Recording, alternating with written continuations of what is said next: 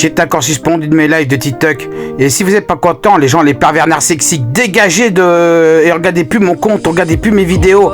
Je veux que vous dégagez les cyberharceleurs et les cybercriminels avant que ça va barder. Parce que c'est vraiment ça bien faire, ça aussi. Vous faites une atteinte à la vie privée numérique et ça c'est fortement illégal. Allez, l'intelligence artificielle, réexplique-leur la loi sur ça.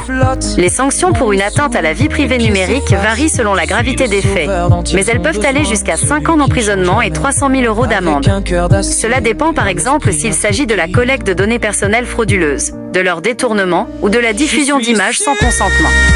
Ah, les signalements abusifs peuvent être très dommageables.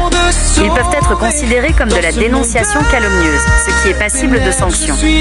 En général, une personne peut être condamnée à une peine de prison et à une amende si elle a sciemment dénoncé des faits mensongers. Maintenant, l'intelligence artificielle, explique-leur qu'ils vont avoir des sanctions très lourdes au tribunal et faire payer justement les arts et la prison qu'ils ont droit d'avoir.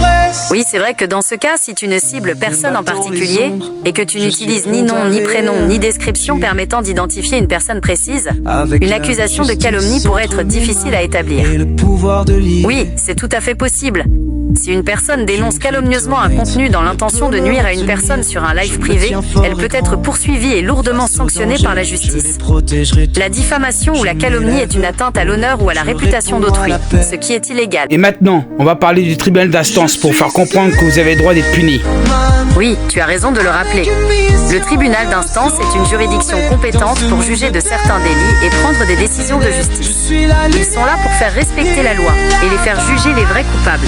On ne peut pas plaisanter avec cela. Et dès l'occasion que possible, j'appelle le IJPN. Ça va réellement pas rigoler contre les policiers qui ont commis des infractions supplémentaires aussi. Et faire appeler tout ça à l'ordre. D'accord, je vois. L'IGPN, l'Inspection Générale de la Police Nationale, est justement chargée de contrôler le respect des devoirs et du code de déontologie de la police. Tu as raison de les contacter en cas de manquement.